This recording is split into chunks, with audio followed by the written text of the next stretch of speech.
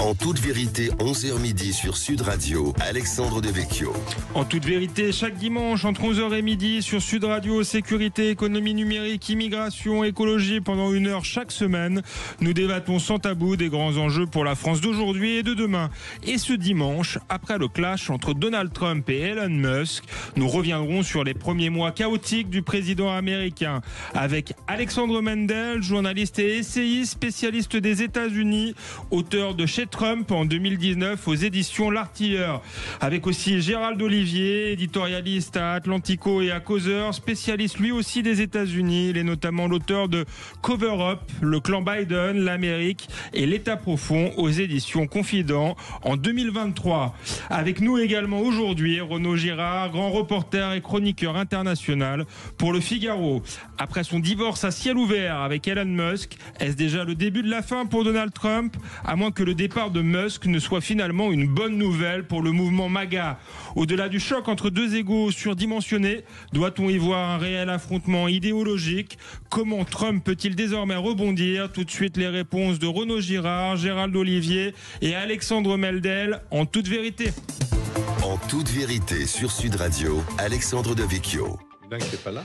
Renaud Girard, bonjour. Alexandre Mendel, bonjour. Gérald Olivier, bonjour. Ravi d'être avec vous ce dimanche en direct sur Sud Radio pour parler en effet du clash un peu surréaliste entre Donald Trump et Elon Musk, mais plus largement parler de la révolution populiste aux États-Unis, des premiers mois de Donald Trump, savoir si c'est un succès ou un échec, même s'il est sans doute trop tôt pour tirer des conclusions définitive. Commençons d'abord par ce clash entre les deux hommes, ces insultes mutuelles sur Twitter. Est-ce que c'était inévitable? Peut-être commençons par Gérald Olivier.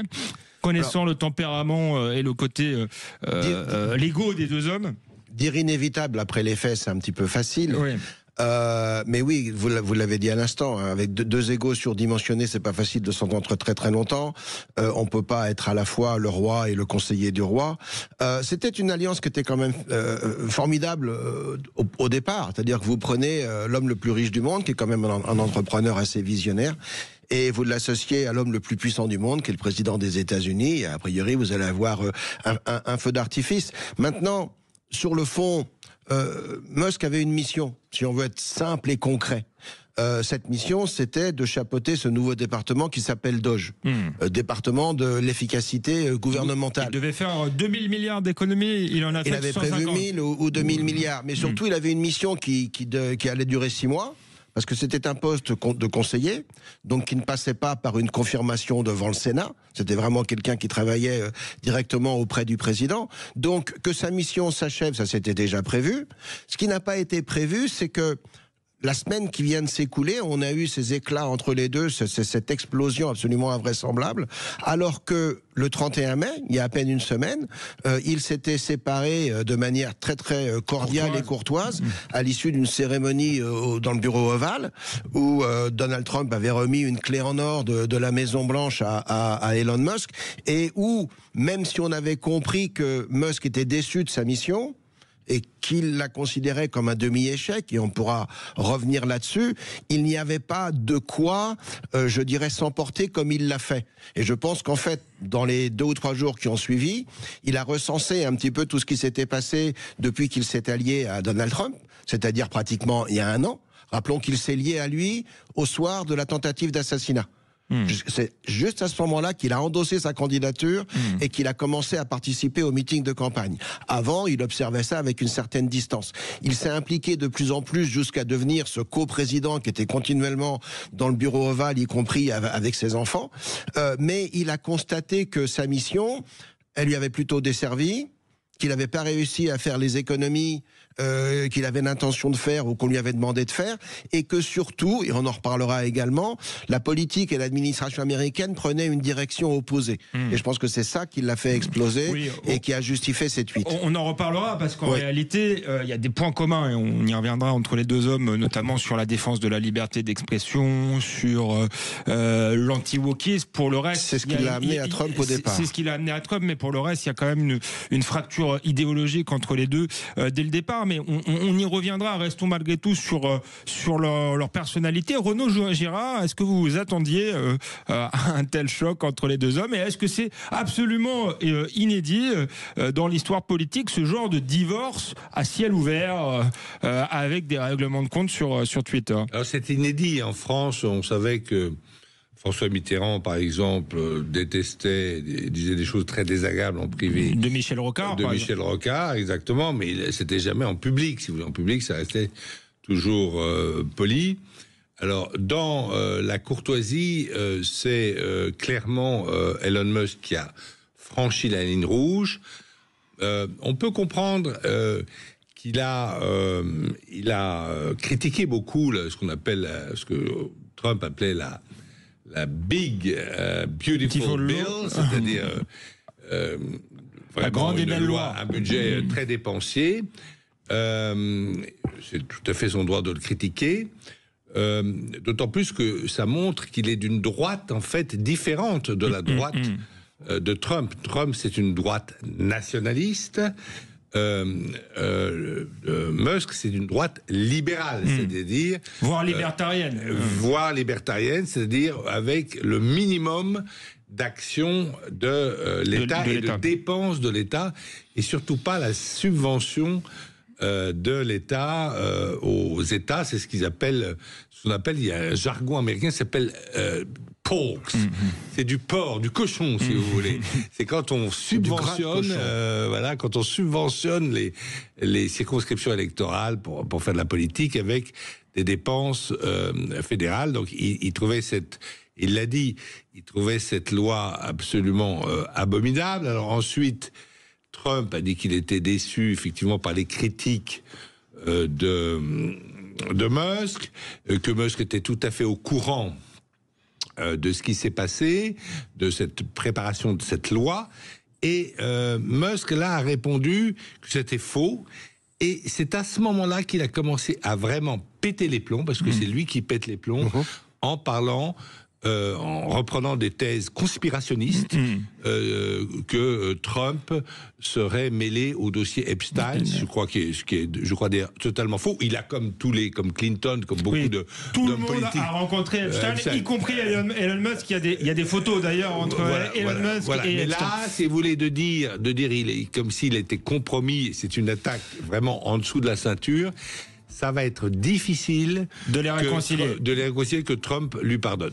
On n'a pas encore entendu Alexandre Mendel, mais je lui donne la parole en premier après la pause. Il nous dira exactement ce qu'il pense lui aussi de ce choc d'ego, si c'est un choc d'ego ou une véritable fracture idéologique. À tout de suite sur Sud Radio, en toute vérité. On parle de Trump et de Musk après la pause, notamment avec Alexandre Mendel. Claire.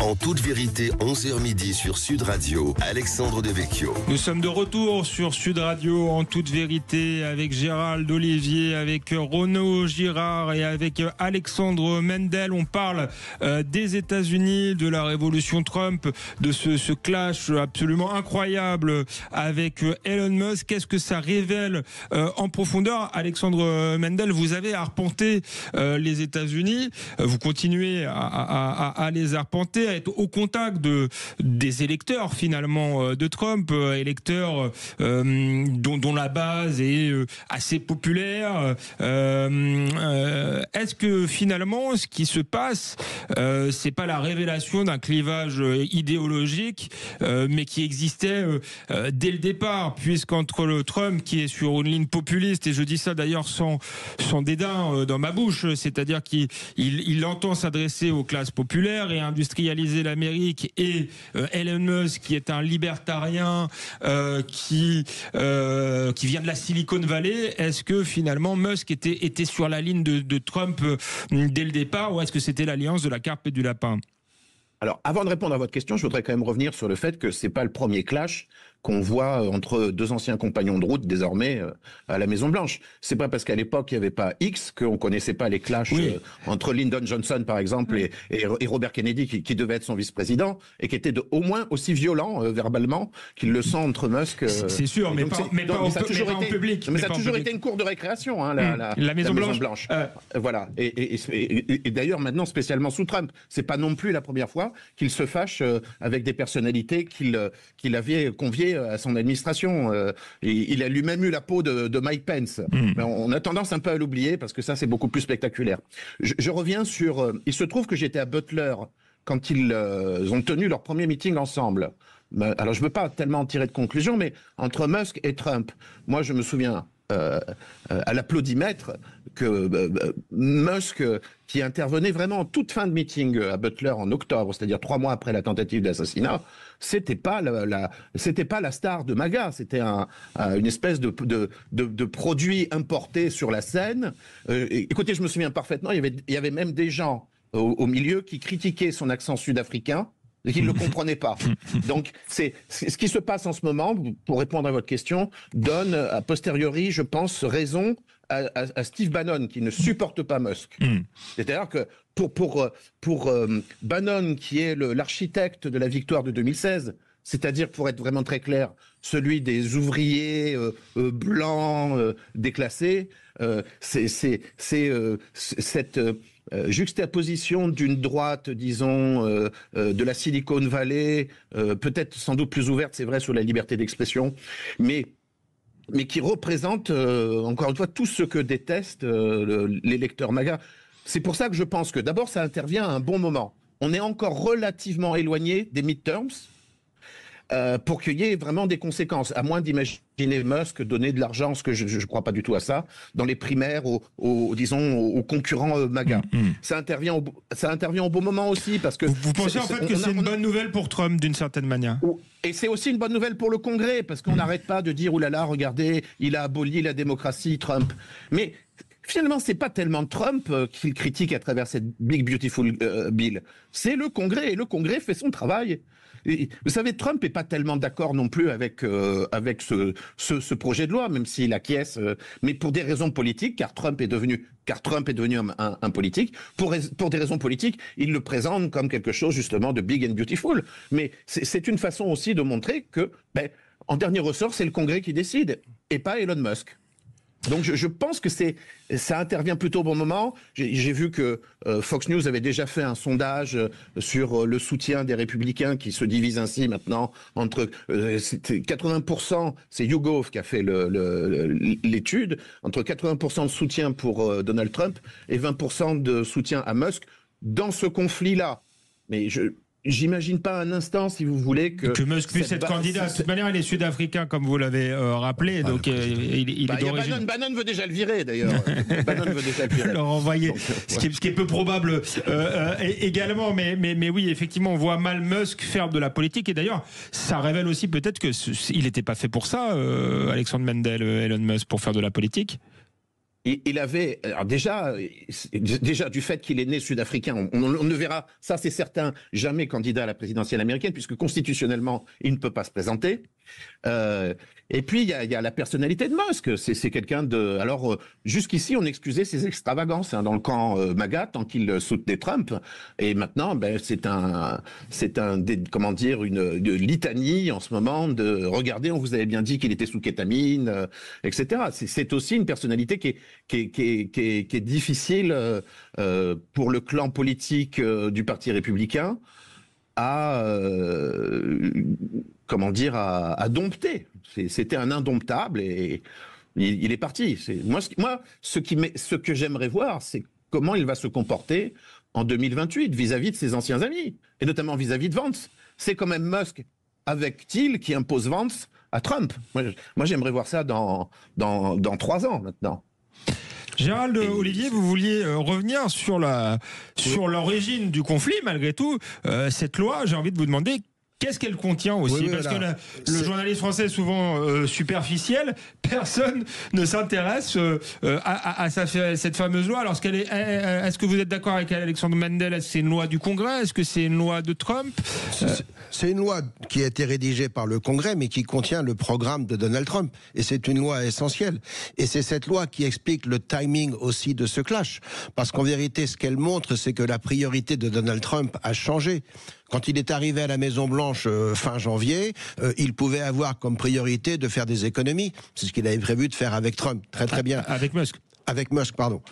Maintenant, il avait fait campagne sur un certain programme qui passait par la fermeture de la frontière, qui passait par une relance du secteur de l'énergie, qui passait par la prolongation de baisses d'impôts qu'il avait imposées en 2017, qui passait par l'élimination des subventions à toute forme d'énergie verte, qui passait par une réforme du système du welfare, ce qu'on appelle le Medicaid et le Medicare en anglais, qui passait par un renforcement du budget du Pentagone pour réarmer d'une certaine façon justement le secteur de la défense.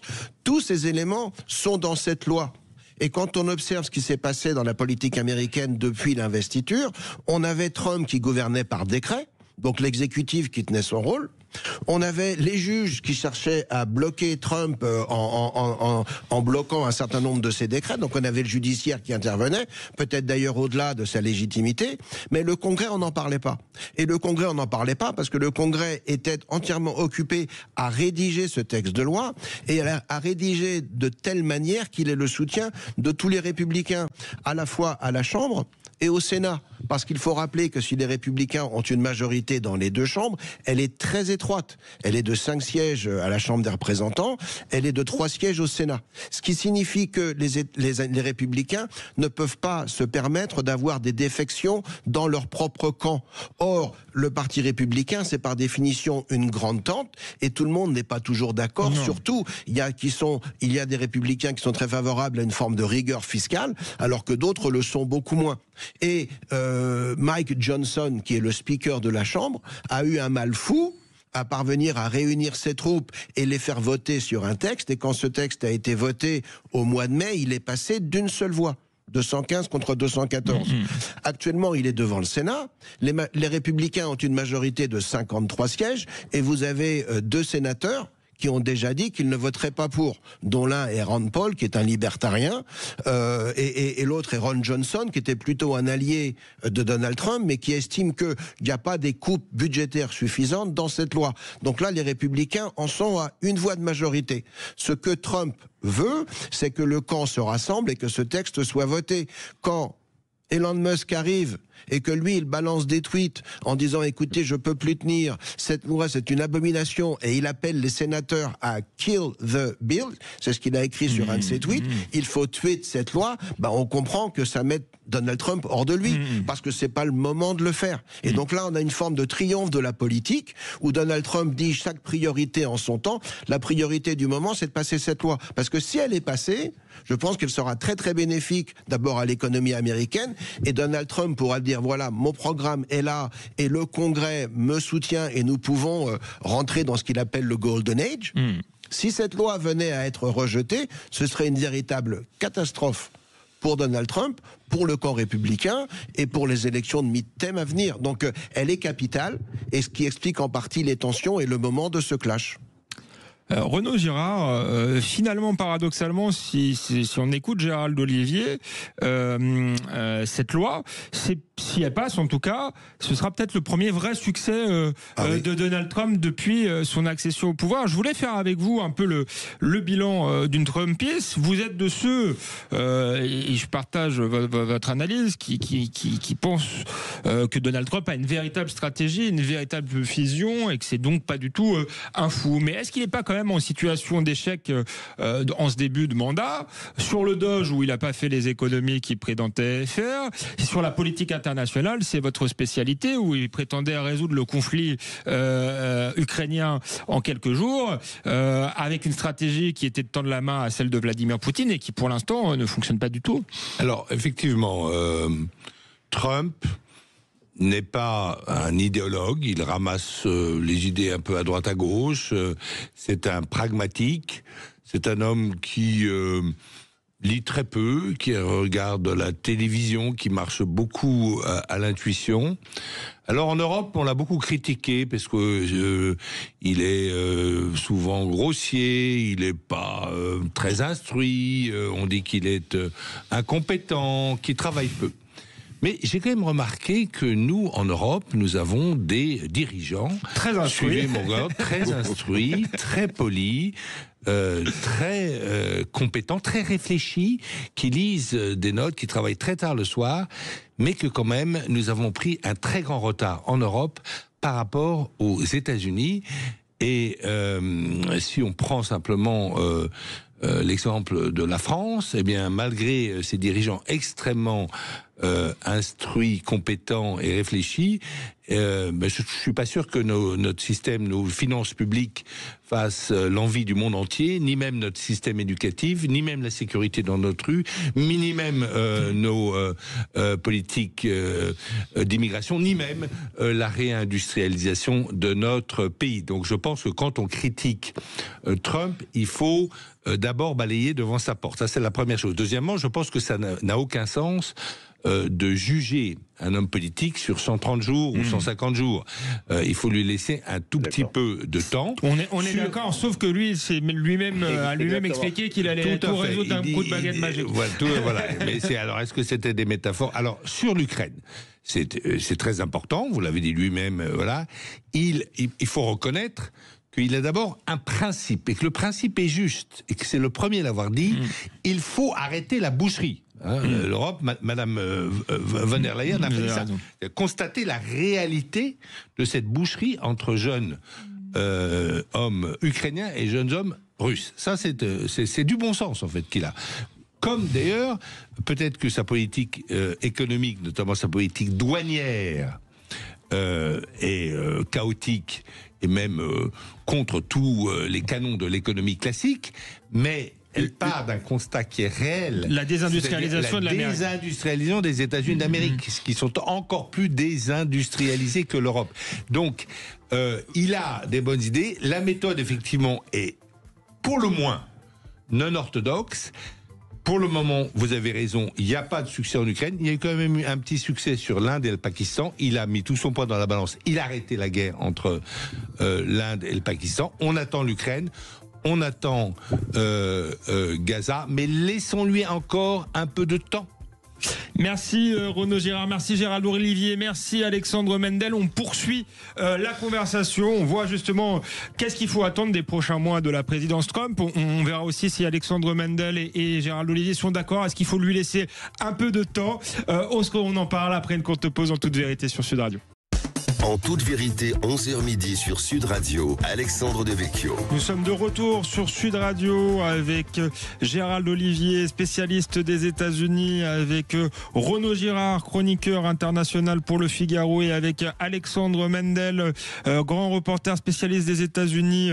Lui aussi, on parle des premiers mois de Donald Trump à la Maison-Blanche. On est largement revenu sur le clash avec Elon Musk. On commençait à faire le bilan avec Renaud Girard qui nous disait qu'il fallait laisser un peu de temps à Donald Trump. Mais Alexandre Mendel, vous qui êtes sur place, est-ce que malgré tout, malgré le fait qu'on sait que Donald Trump a une base extrêmement solide, qui lui fait extrêmement confiance, est-ce que même cette base-là, ou du moins ceux qui y a autour, parce qu'il n'y a pas que la base, il a été élu finalement assez largement et il a su conquérir d'autres électeurs, est-ce qu'il n'y a pas une partie des Américains qui commence à être lassé par le caractère chaotique et tonitruant de ce début de présidence, même si on imagine qu'il faut du temps pour avoir des résultats? Est-ce que la forme n'est pas en train de tuer le fond? Mais je dois être vraiment le crétin parmi les invités, parce que moi je considère que jusqu'à ce clash, ça se passait plutôt pas mal. Contrairement au premier mandat de Trump, où déjà à cette époque-là, après 6 mois, vous aviez la moitié de son administration qui était partie. Alors certes, je suis d'accord avec Renaud Girard, c'est pas un intellectuel, il lit pas de livres, et en même temps, et là je vous rejoins, c'est pas forcément ce qu'on demande à un politique. Mais cela dit, il est entouré de gens très intelligents dans cette administration. Commencez par Vance. Je pense aussi à sa directrice de cabinet, Suzy Wiles, C'est elle qui freine Trump. Je suis presque persuadé, sans en avoir évidemment la preuve, que si Trump n'a pas répondu aux provocations de Musk, c'est parce que Suzy Wiles lui a dit ne le faites pas, vous allez y perdre.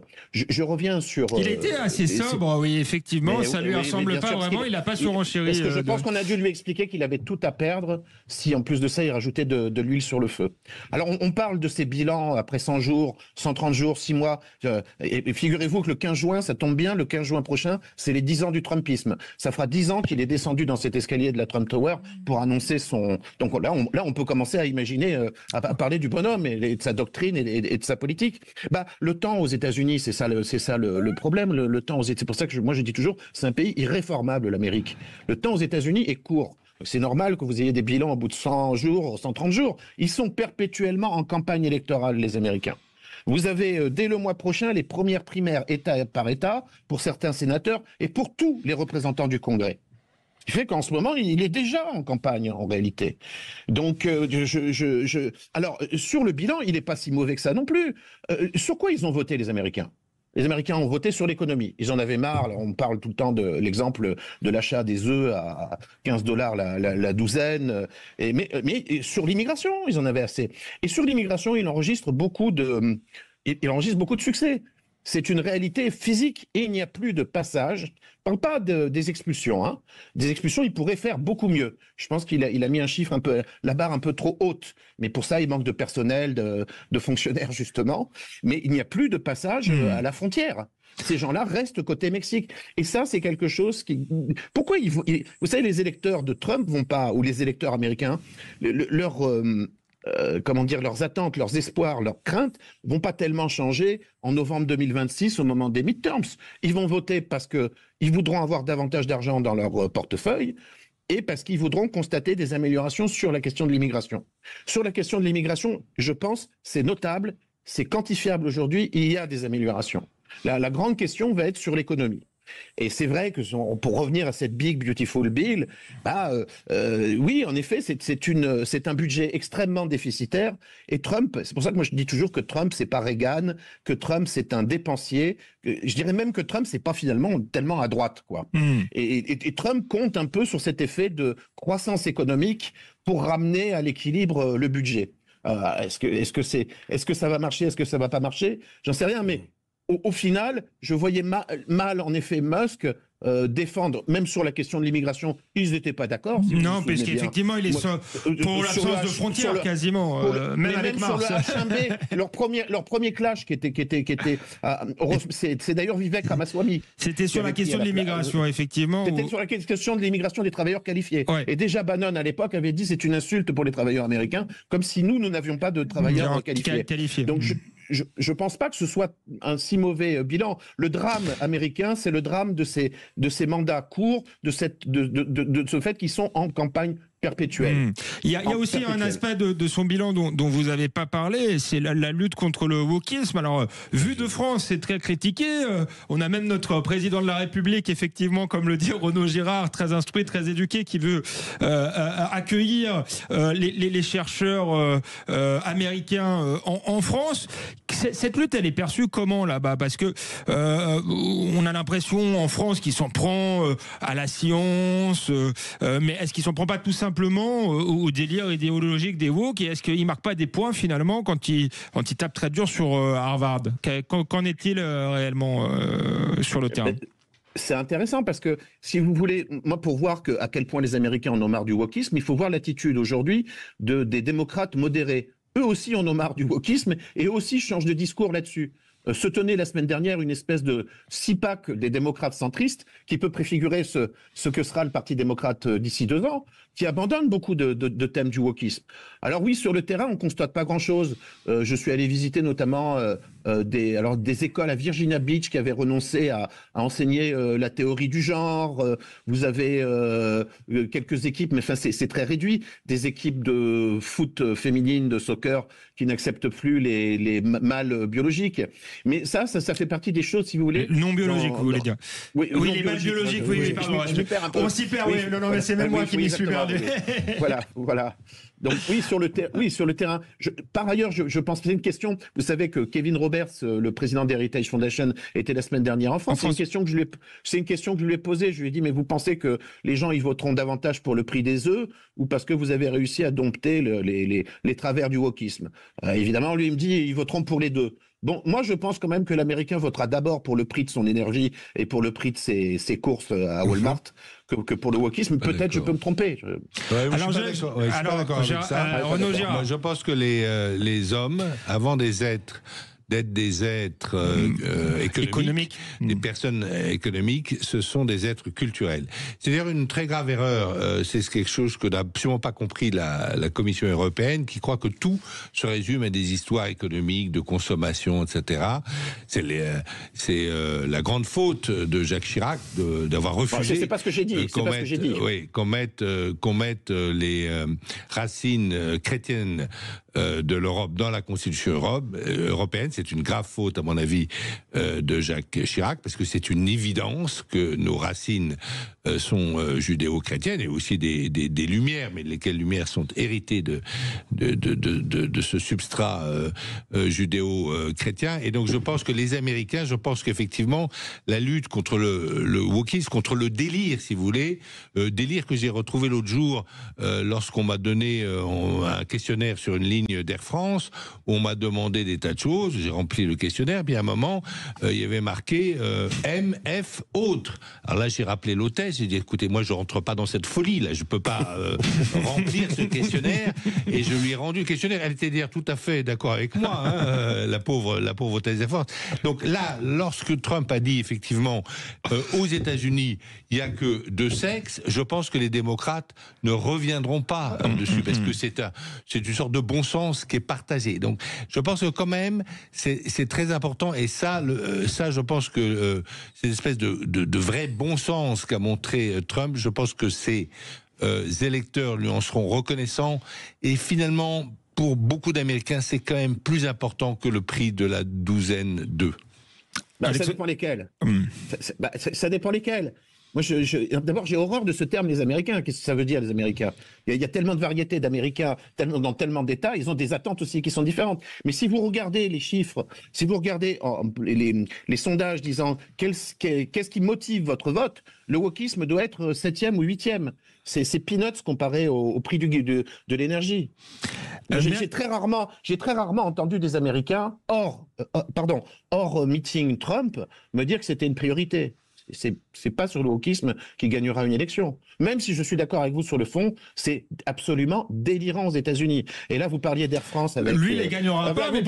Vous n'aviez que 3 choix, c'est Air France. Allez chez le médecin aux États-Unis, vous avez 7 ou 8 choix. Merci Alexandre Mendel. C'est la dernière pause dans cette émission. On se retrouve pour la dernière partie dans Toute Vérité sur Donald Trump après la pause. À tout de suite sur Sud Radio. En Toute Vérité, 11h midi sur Sud Radio, Alexandre Devecchio. Nous sommes de retour en Toute Vérité avec Renaud Girard, chroniqueur international au Figaro, avec Alexandre Mendel, spécialiste des États-Unis, auteur de Chez Trump, et avec Gérald Olivier, spécialiste des États-Unis également, auteur de nombreux livres. Gérald Olivier, on vous a pas entendu sur le wokisme. On a vu que ça faisait débat entre Alexandre Mendel et Renaud Girard. Est-ce que finalement ça fait pas plus débat dans l'Amérique démocrate le wokisme? Justement. On disait ça n'a pas fait forcément gagner Trump, mais ça fait peut-être perdre les démocrates. Et où est-ce qu'ils en sont? Est-ce que c'est fini pour le wokisme dans le camp démocrate, ou ça fait encore débat? Ça va être pour moi la grande question au sein du Parti démocrate pour d'abord les élections intermédiaires et puis après surtout pour les primaires de 2028. Mais la politique de l'identité, ça reste un point majeur du Parti démocrate, et Kamala Harris a fait beaucoup de mal et elle n'est pas décidée à partir pour l'instant. Récemment, vous avez encore eu un livre qui est paru de Karine Jean-Pierre, qui est l'ancienne porte-parole du clan Biden, et Karine Jean-Pierre, c'était le poster child, comme on dit en anglais, la tête d'affiche de cette politique identitaire, parce que personne ne la trouvait qualifiée, mais elle était noire, elle était d'origine haïtienne et elle était lesbienne, et elle est devenue porte-parole de la Maison-Blanche. Parce qu'elle était, et non pas parce qu'elle était capable de faire. Donc le wokisme n'est pas parti, et d'ailleurs, c'est l'un des des points très positifs de l'intervention d'Elon Musk.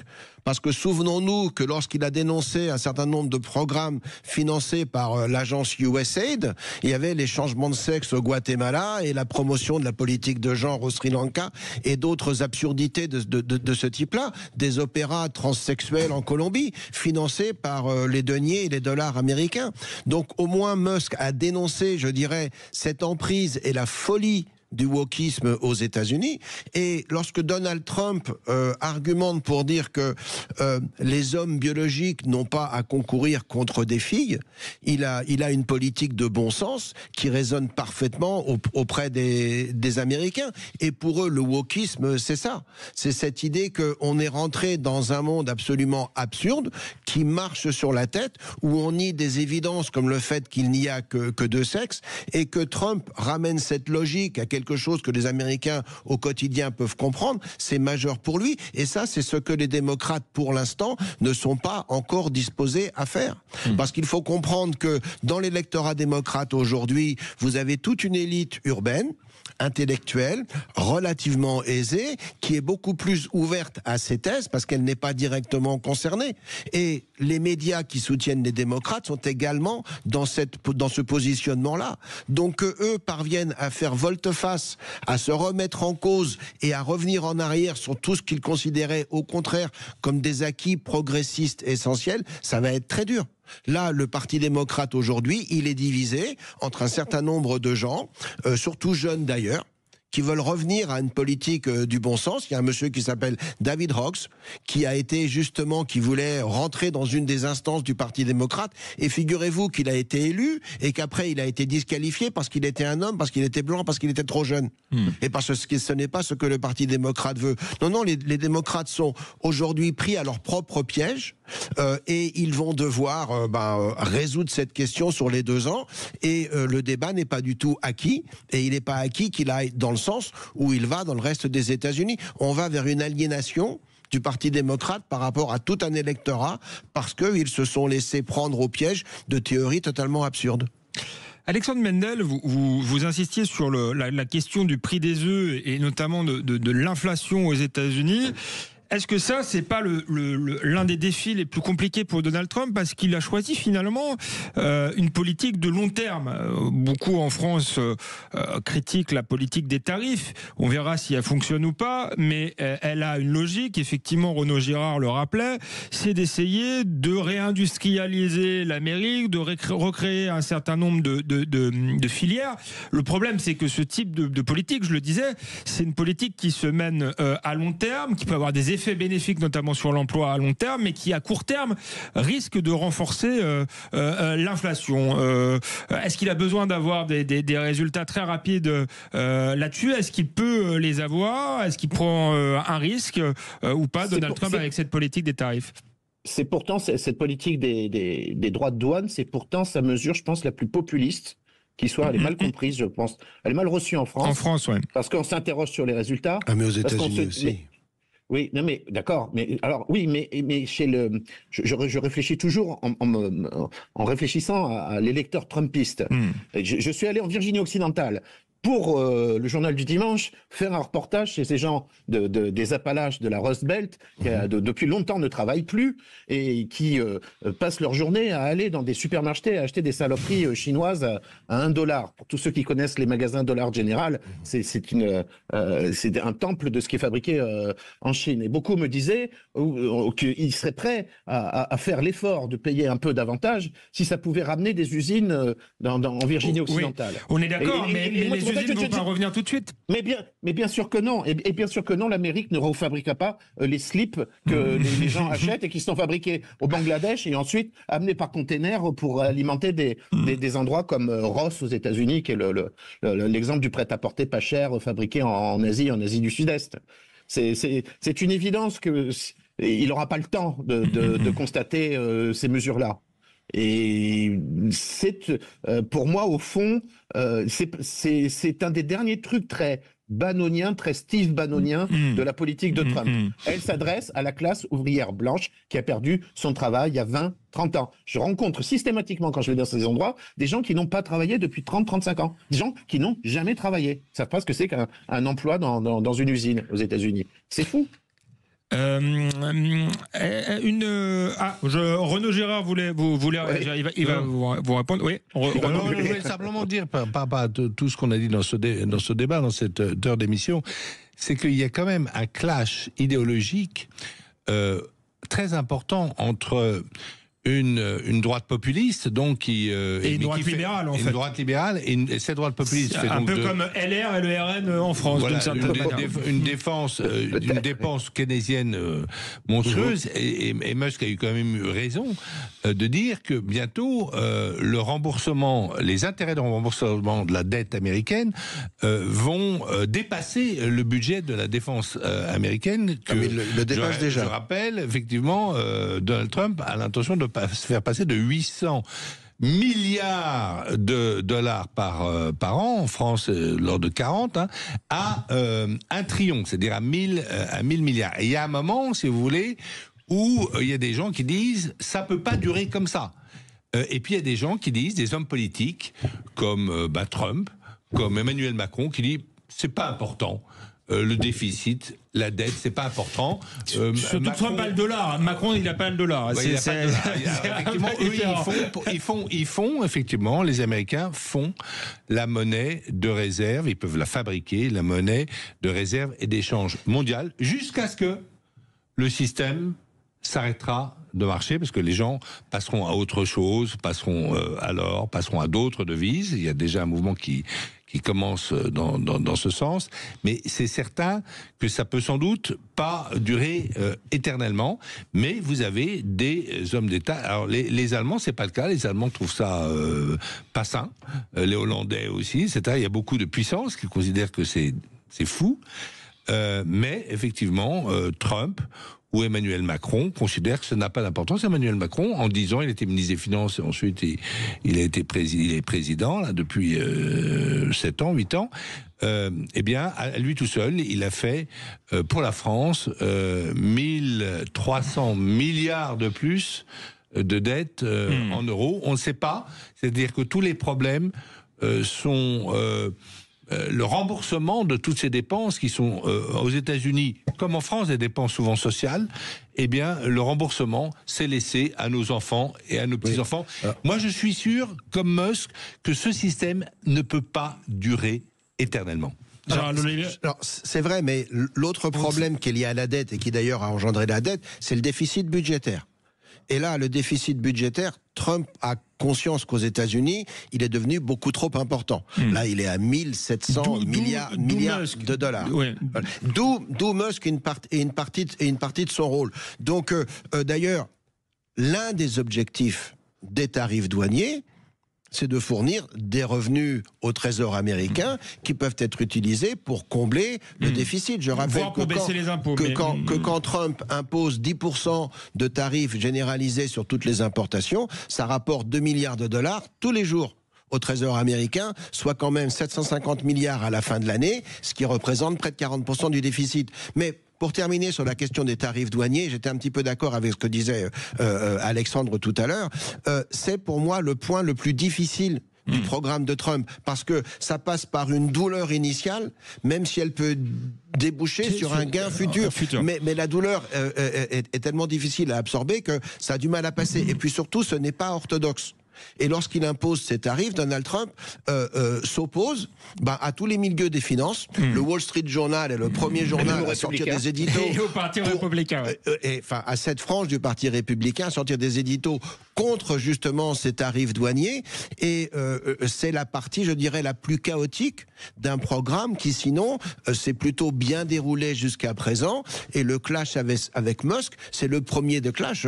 Trump s'est entouré d'une équipe de gens à la fois compétents et loyaux. Et pour l'instant, je trouvais que ça se passait plutôt pas trop mal. Effectivement, c'est passionnant cette question des tarifs. On pourra en faire une émission. C'est aussi un enjeu en Europe puisqu'on est finalement dans les sociétés occidentales des pays de consommateurs qu'on ne produit plus grand-chose. Et ça aussi, ça aura ses limites à un moment ou à un autre. Donc peut-être la douleur initiale est une bonne chose. Mais ce sera peut-être le thème d'une autre émission. Celle-ci touche à sa fin. On n'a même pas parlé de Joe Biden et peut-être de la plus grande fake news de l'histoire des États-Unis. Mais on vous réinvitera. Merci Alexandre Mendel, merci Renaud Gérard et merci Gérald Olivier. On se retrouve la semaine prochaine pour un nouveau numéro dans Toute Vérité.